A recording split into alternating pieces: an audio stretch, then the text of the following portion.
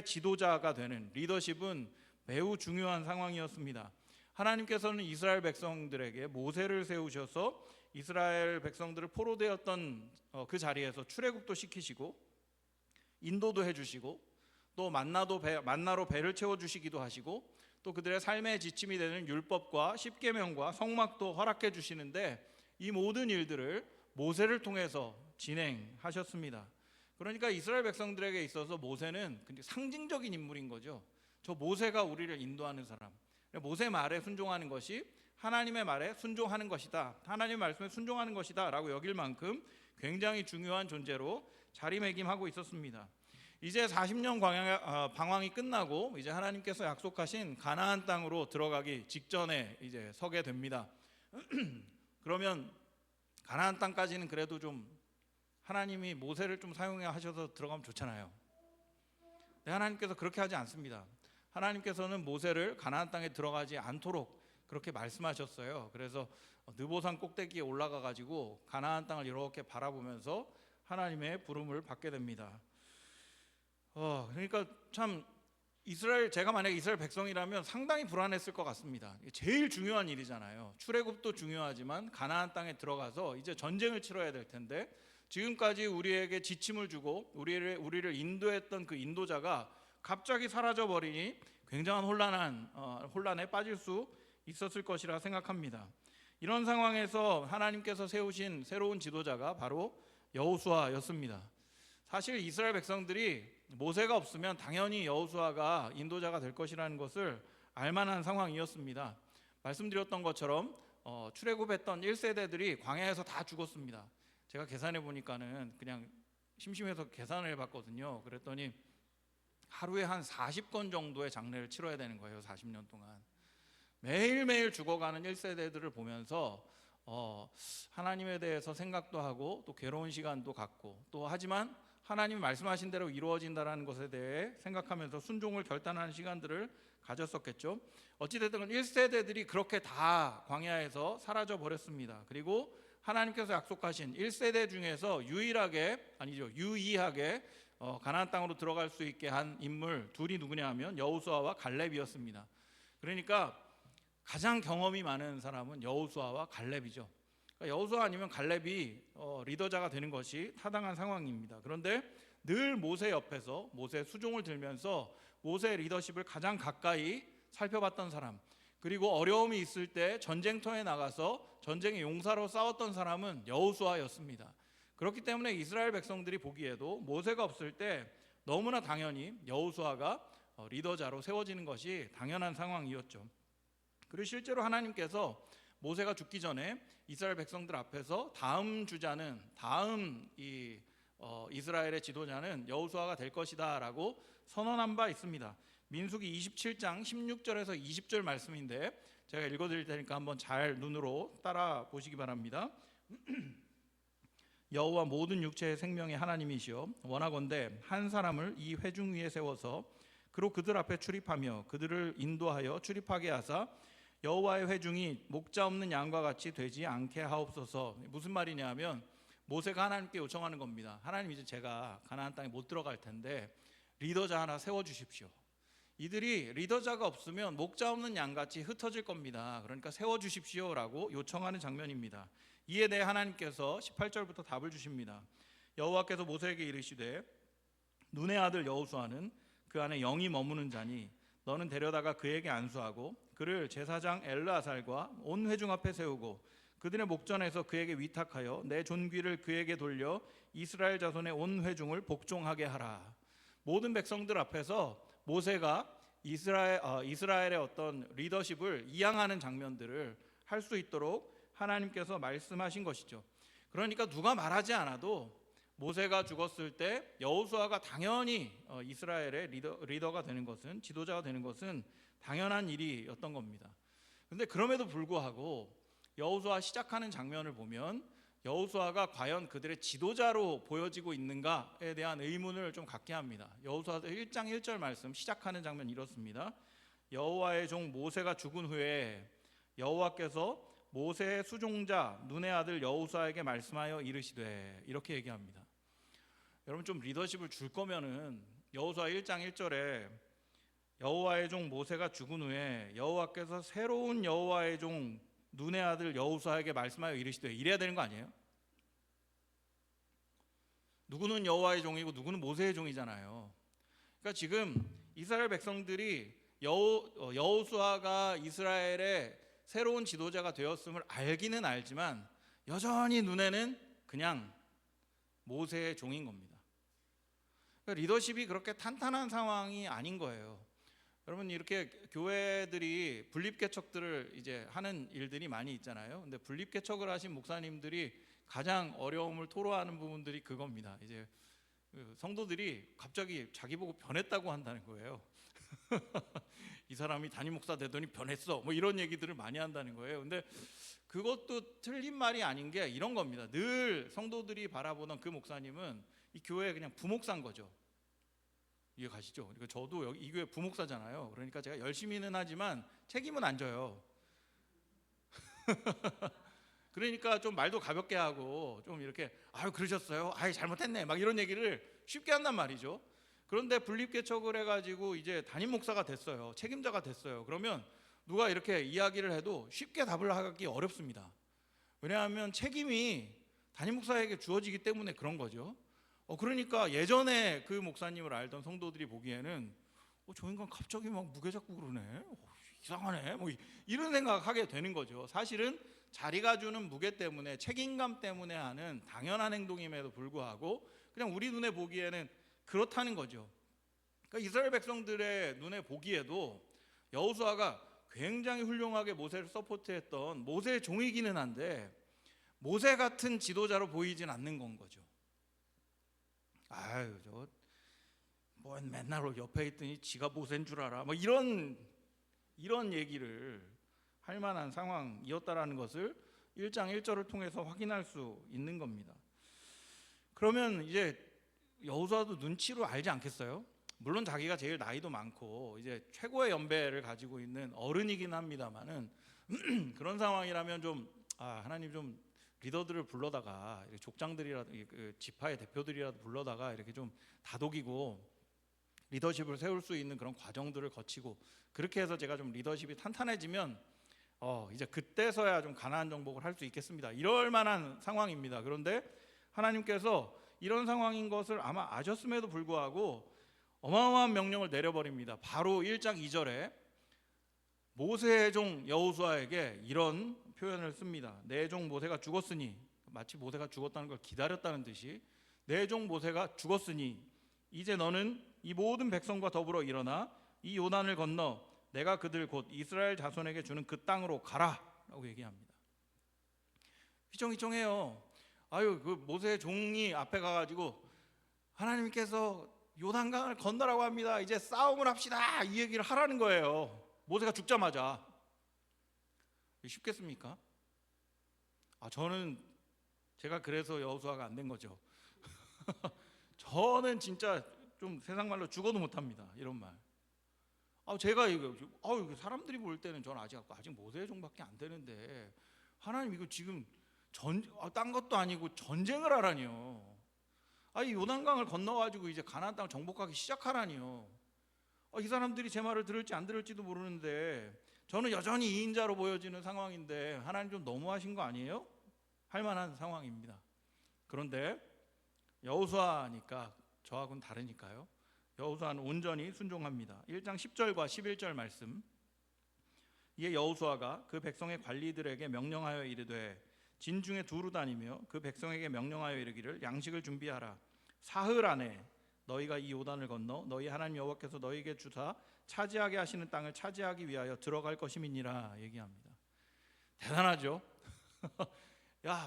요단강 건너서 싸워, 이 얘기를 하자마자 그냥 진짜 전쟁 준비 간단하게 하는 겁니다. 이제 우리 사흘 안에 건너갈 거야, 사흘 안에 전쟁 시작할 거야, 이렇게 선언을 해버린 겁니다. 어쩌면 아직은 이 리더십이 아직은 좀 부족한 그런 상황에서 하나님의 말씀에 온전하게 순종해서 이스라엘 백성들에게 강력한 명령을, 하나님의 명령을 그대로 전달하고 있는 모습을 성경이 기록하고 있는 거죠. 참 하나님 앞에 무릎 꿇고 하나님 한 달만 기다려 주세요, 하나님 한 6개월은 기다려주세요 뭐 이럴 만한 상황인데도 그렇게 하지 않고 즉각적으로 하나님의 말씀에 이렇게 반응할 수 있었던 이유가 어떤 것일까요? 오늘 읽었던 본문 말씀에 그 이유가 기록되어져 있다 생각합니다. 오늘 읽었던 여호수아 1장 6절부터 9절의 말씀 제가 다시 한번 천천히 봉독해 드리겠습니다. 강하고 담대하라. 너는 내가 그들의 조상에게 맹세하여 그들에게 주리라 한 땅을 이 백성에게 차지하게 하리라. 오직 강하고 극히 담대하여 나의 종 모세가 내게 명령한 그 율법을 다 지켜 행하고 우로나 좌로나 치우치지 말라. 그리하면 어디로 가든지 형통하리니 이 율법책을 내 입에서 떠나지 말게 하며 주야로 그것을 묵상하여 그 안에 기록된 대로 다 지켜 행하라. 그리하면 내 길이 평탄하게 될 것이며 내가 형통하리라. 내가 내게 명령한 것이 아니냐. 강하고 담대하라. 두려워하지 말며 놀라지 말라. 내가 어디로 가든지 내 하나님 여호와가 너와 함께 하느니라 하시니라. 이렇게 얘기합니다. 여호수아의 마음을 정확하게 간파하시는 하나님의 말씀이 기록되어 있어요. 강하고 담대하라. 여러분 지금 여호수아의 상태가 어떻다는 거죠? 연약하고 두려운 겁니다. 그렇게 오랜 시간 동안 40년 동안 하나님의 역사를 모세 옆에서 지켜보기는 했지만 그 모세의 자리에 자기가 올라가서 모세가 해야 될 일을 본인이 해결해야 된다는 것이 쉽지 않은 거죠. 마음에 부담이 있어요. 하나님이 아십니다. 그래서 말씀하십니다. 강하고 담대하라고요. 너의 마음에 연약함이 있을지 모르지만 너의 마음에 두려움이 있을지 모르지만 강하고 담대해야 된다라고 위로하고 격려하시는 거죠. 그러면서 말씀하시는 겁니다. 강하고 담대해. 왜냐하면 내가 너에게 땅을 줄 거기 때문에 그래. 너의 싸움이 아니라는 거죠. 내가 전술을 발휘해서 내 능력으로 내가 막 지략을 제갈공명처럼 막 이렇게 부려가지고 땅을 정복하는 것이 아니고 하나님께서 약속하신 땅을 하나님께서 이미 주시기로 결정한 그 땅을 그냥 건네주시는 것이기 때문에 걱정하지 말라고 이야기합니다. 그 땅을 내가 너희에게 차지하게 할 거니까 강하고 담대하게 그냥 말씀에 순종하면 돼 라고 이야기합니다. 그러면서 더 큰 위로를 주시는 것이 9절인데 내 하나님 여호와가 너와 함께 할 거니까 그냥 강하고 담대하게 그 땅에 가면 돼. 내가 너와 함께 할 거야 라고 말씀하시면서 하나님이 그 모든 일의 주권자가 되어주시고 하나님이 이 모든 일에 온전한 인도자가 되어주실 것이기 때문에 순종하고 나아가라 라고 이야기를 하는 겁니다.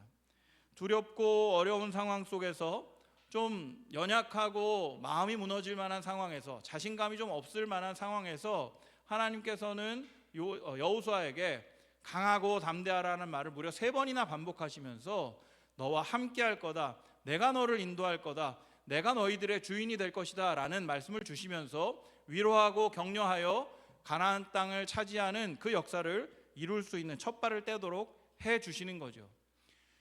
저는 이 정도로 원래 이해를 하고 있었습니다. 그런데 말씀을 쭉 묵상하다 보니까 사실 이 강하고 담대하라의 3번 강조 중에서 가장 강조되고 있는 부분이 7절이라는 것을 보면서 좀 새로운 깨달음을 얻었습니다. 여러분 1장 7절 좀 중요하니까 한번 한 목소리로 같이 봉독해 보겠습니다. 1장 7절 시작. 오직 강하고 극히 담대하여 나의 종 모세가 내게 명령한 그 율법을 다 지켜 행하고 우로나 좌로나 치우치지 말라. 그리하면 어디로 가든지 형통하리니. 여러분 6절에서 강하고 담대하라 할 때는 땅을 차지할 거니까 강하고 담대하라고 했어요. 그건 무슨 얘기죠? 적을 대할 때 강하고 담대하라는 거예요. 위로가 되죠, 그렇죠? 그리고 9절에서는 야, 너 다 강하고 담대해. 걱정하지 마. 내가 함께 있을 거니까 걱정하지 마라고 강하고 담대하라고 말씀하세요. 그러니까 그것도 위로가 됩니다, 그렇죠? 7절 이건 뭐죠? 7절은 거의 극한으로 강조가 돼 있어요. 오직 강하고 극히 담대하래요. 그러면서 뭘 하래요? 말씀을 지키라 라고 얘기해요. 말씀을 지키라 라고 얘기합니다. 저 같으면 오직 강하고 극히 담대하여 적을 대하라 이렇게 얘기할 것 같아요. 그런데 하나님께서 뭐라고 얘기하세요? 오직 강하고 극히 담대하여서 하나님의 말씀을 지켜 행하라고 말합니다. 하나님의 말씀을 지켜 행하는 데 있어서 가장 힘을 써야 되는 것, 가장 강하고 극히 담대해야 될 것이 하나님의 말씀을 지키고 듣고 행하는 것이다 라고 얘기하고 있는 거예요. 여러분 이 말씀 이해 가세요? 좀 이해가 안 가더라고요. 무슨 하나님 말씀에 그냥 하나님 말씀 들으면 되지, 듣고 그냥 순종하면 되지, 뭘 그걸 하나님의 말씀을 강하고 담대하게 그렇게 막 이렇게 막 비장하게 받아들여야 되냔 말이죠. 그런데요, 여러분, 이 가나안 전쟁을 살펴보면 하나님께서 이 말씀을 주신 이유를 좀 깨닫게 됩니다. 여러분, 요단강 건너자마자 하나님이 이스라엘 백성들에게 행하라고 명령하신 게 뭔지 아시죠? 할례를 행합니다. 광야 땅에서 할례를 행하지 못했기 때문에 이제 이스라엘 백성들이 가나안 땅에 정착하기 전에 하나님의 백성의 징표인 할례를 받게 합니다. 근데 할례는요, 여러분, 이제 남자 생식기의 그 표피를 떼어내는 건데, 그 당시에 뭐 이렇게 막 칼이 좋지 않기 때문에 이 돌 같은 걸로 이렇게 하기도 하고요. 그렇게 잘 드는 칼로 이렇게 할례를 행하지 않는단 말이에요. 그래서 일반적으로 할례를 행하면 남자가 한 일주일 동안 꼼짝도 못 합니다. 그러면 요단강을 건너기 전에 할례를 행하던지 그렇잖아요. 요단강이라는 이런 좀 자연 장애물이 있는 상태에서 건너기 전에 할례를 행하던지, 아니면 건너가서 적 앞에 딱 섰으면 반반 나눠서 하든지 해야 되잖아요. 그런데 적 앞에 서서 전부 다 하라고 합니다. 죽자는 거죠. 죽자는 거죠. 그럼 순종할 수 있어요? 제가 리더면 그 명령 못 해요. 다 남자들 그냥 나자빠져 있고 그냥 쟤네들 성문 열고 나오면 다 죽는 거예요. 그냥 몰살이에요. 안 보이겠어요? 이렇게 위에서 이렇게 보면, 야, 쟤네들 왜 다 자빠져 있지? 막 이러면서 한번 와서 막 이렇게 정탐꾼이라도 보내고 한번 그냥 살펴보면 그냥 다 죽는 겁니다. 하나님 다 죽으시라는 거예요? 이래야 되는 거 아니에요? 그런데 행해요. 행합니다. 여리고성 전투는 얼마나 더 어이없습니까? 그 앞에 이제 갔으면, 할례 행하고 안전하게 됐으면 이제 무기를 준비해야죠. 무기도 준비하고 전술도 세우고 지략도 세우고 막 지도자들 모아가지고, 야, 너네 르우벤 지파 너네는 저쪽 동쪽을 치도록 해, 유다 지파 너네는 정면을 맡아라, 막 이런 거 해야 되잖아요. 그런 거 안 해요. 그냥 한 바퀴씩 돌래요. 하루에 줄 서가지고 순서를 정해줄 테니까 줄 서가지고 이렇게 아무 말도 안 하고 조용히 이렇게 한 바퀴 돌으래요. 마지막 날에만 7바퀴 돌고 소리 지르면 여리고성 무너질 거래요. 말이 됩니까? 말이 됩니까? 그러니까 하나님께서 오직 강하고 극히 담대하여 하나님 말씀 앞에 순종하라고 얘기하는 겁니다. 하나님 말씀 순종하는 게 제일 어렵다는 거예요. 가나안 땅과의 전쟁을 하는 거, 하나님께서 싸워 이겨 주신다, 이런 거는 믿어질 수 있다는 거예요. 하나님께서 그 싸움을 통해서 승리를 주시니까 하나님이 함께 하신다는 거 믿어진다는 거예요. 그런데 하나님의 말씀 앞에 서면 하나님이 잘 안 믿어지는 거예요. 이러면 죽을 것 같으니까요. 그러니까 하나님께서 이 위대한 전쟁 앞에서 여호수아에게 강하게 얘기하는 겁니다. 가장 강하게, 오직 강하고 극히 담대하여 하나님 말씀 앞에 서라라는 거죠. 하나님 말씀을 지키는 것이 승리의 길인데 마치 이게 죽음의 길처럼 보이니까 극히 담대하여, 오직 강하고 극히 담대하여야만 하나님 말씀 순종할 수 있다고 이야기하고 있는 거죠. 사랑하는 여러분, 여호수아가 지도자로 부름을 받았을 때 나이도요, 아마도 한 80어간이라고들 합니다. 그러니까 모세가 출애굽하기 위해서 부름 받았던 그 나이하고 비슷한 거죠. 힘 다 빼놓고 그 별로 할 수 있는 일이 별로 없을 때 부르셨어요. 그리고서 하나님께서 그에게 위대한 가나안 땅의 정복의 그 사명을 맡기시면서 하신다는 얘기가 강하고 담대하라는 말씀이었습니다. 두 가지 정도는 우리에게 위로가 되고 용기를 주는 말씀이긴 합니다만은, 사실 진짜 받아들이기 어려운 말씀, 하나님의 말씀 앞에서 오직 강하고 극히 담대하라는 그 말씀은 사실 쉽게 받아들여지지 않습니다. 우리야 뭐 이제 이거 다 아니까요. 여호수아서 다 이제 과거 역사가 됐고, 이 사람들 순종해가지고 여리고성 다 차지하고, 나중에 하나님 말씀에 온전히 순종해가지고 가나안 땅 다 정복하고 재복해가지고 가나안 땅을 잘 나눠 가졌더라, 잘 정착했더라. 물론 나중에 뭐 사사기 시대가 오고 이러긴 합니다만은 어찌됐건 하나님의 말씀에 순종해서 승리한 역사라는 걸 알지 않습니까?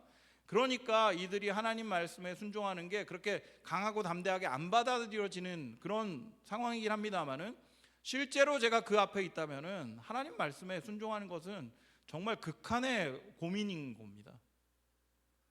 실제로 우리들 삶에도 그러한 일들이 찾아오지 않습니까? 하나님의 말씀대로 살면 바보 같은 짓이에요. 이웃을 사랑하라니요.